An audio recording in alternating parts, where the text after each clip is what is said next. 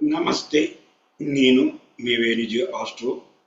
ఇప్పుడు మనం సినీ రంగం గురించి, దాని రెమెడీస్ గురించి చెప్పుకుందాం. సినిమా రంగంను ఆదరించే గ్రహాలు ఏవంటే శుక్ర, రాహు. శుక్రుడు కళాకారుడు, కళలకు కారకుడు శుక్రుడు. రాహు ఛాయాగ్రహం, నీడలకు, కంప్యూటర్కు, ఎలక్ట్రానిక్ ఎక్విప్మెంట్కు కారకుడు.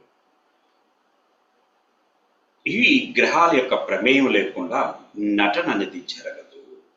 డైరెక్షన్ చేయాలంటే శుక్ర రాహువులను ఆరాధించక తప్పదు. డైరెక్షన్ చేసేవారు ప్రతి ఒక్కరూ చాముండేశ్వరిని పూజించినట్లయితే విజయవంతులవుతారు. రచన చేసేవారు చంద్ర బుధ శుక్రులను ఆదరించాలి, ఆరాధించాలి. ఆ యొక్క గ్రహాల ప్రమేయం లేకుండా వారికి రచనలు చేయడం అతి కష్టం. ఎందుకంటే బుధుడు స్కిల్స్ వీటికి కారకుడైతే చంద్రుడు మనోకారకుడు. కాబట్టి ఈ యొక్క గ్రహాల యొక్క ప్రమేయం ఉండాలి. అదే సంగీత దర్శకత్వంకు కుజుడు, చంద్రుడు, శుక్రుడు యొక్క బలమైన సంబంధం కలిగి ఉండాలి. వాళ్ళ జాతక చక్రంలో అవి బలపడి ఉన్నప్పుడు మాత్రమే వాళ్ళు సంగీతం అంటే 3వ స్థానం, 2వ స్థానం కూడా ఇక్కడ బలపడి ఉండాలి. గాయని, గాయకులు అంటే వాక్ 2వ స్థానం. చంద్రుడు, శుక్రుడు ఈ గ్రహాల యొక్క బలమైన ప్రమేయం నుండి వాటిని ఆరాధించాలి. ఎడిటింగ్ చేసేవారు జాతక చక్రంలో గురు బుద్ధులు బలంగా ఉంటారు. ఆ గ్రహాలకు వాళ్ళు పరిహారం ఆరాధించడం వల్ల మంచిది. అంటే ఇక్కడ మనం రెమెడీలను చెప్పుకోవచ్చు.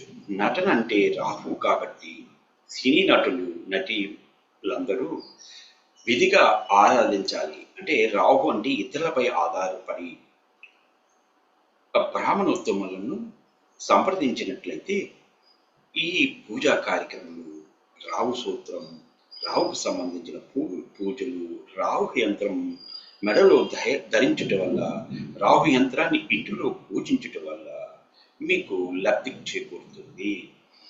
నటీనటులందరూ వారి గృహములో ఈశాన్య దిశలో పూజ గదిలో ఉంటే ఒక పిరమిడ్ను ఆ మూలలో కొంత ఎత్తులో అమర్చుకోవాలి.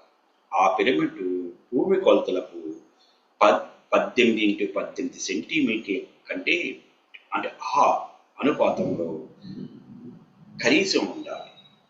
రాహు దిశ నైరుతి. ఇది ధనశక్తిని నశింపచేస్తుంది, రుణశక్తిని పెంపొందిస్తుంది. కాబట్టి దీనికి ప్రత్యేకంగా టెక్నిక్లతో తొక్కిపెట్టాలి. కాబట్టి సెట్లో నైరుతి మూలన 18 సీసపు రాడ్లు మీరు పెట్టుకోవాలి. అంటే 18 సెంటీమీటర్ల పొడవు ఉన్న దాంట్లో ఆ సీసపు రాడ్లను పాతి పెట్టుకోవాలి.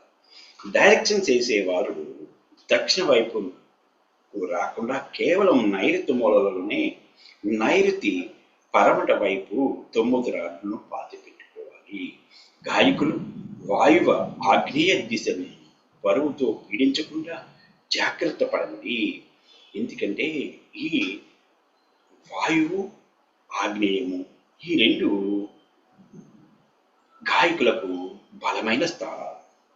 రచయితలు వాయువు, ఉత్తరమును పీడించకుండా జాగ్రత్త పడాలి. ఎడిటరు ఉత్తర ఈశాన్యంలో బరువు రాకుండా జాగ్రత్త పడాలి.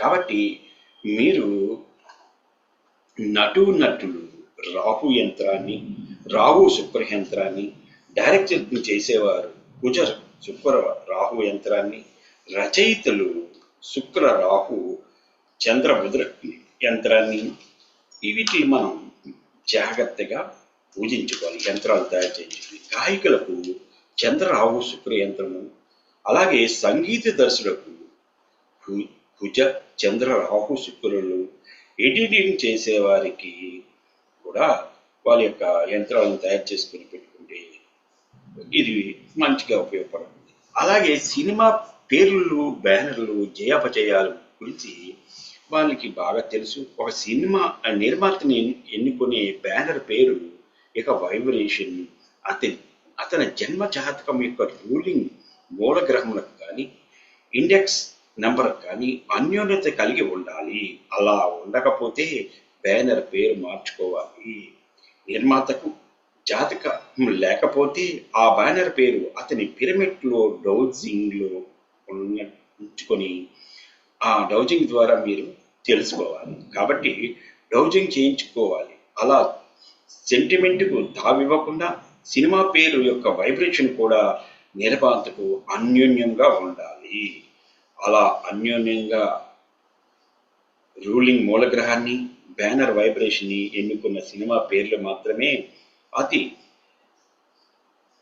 ప్రాచుర్యం చెంది మంచి బ్లాక్ బాస్టర్స్ అయ్యాయి.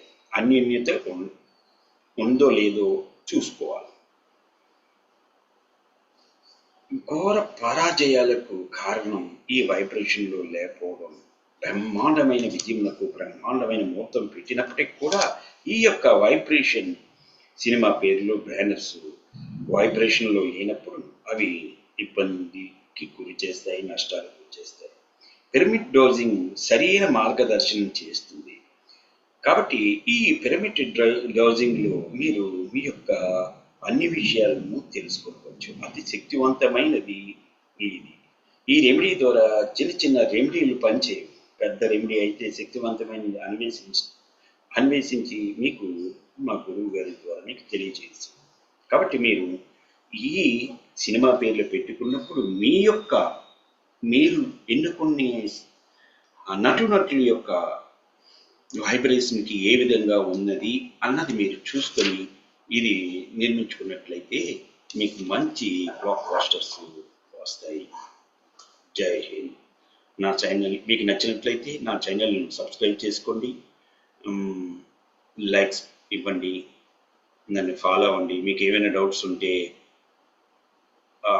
కామెంట్స్ రూపంలో కామెంట్ చేయండి. ధన్యవాదాలు. నమస్తే.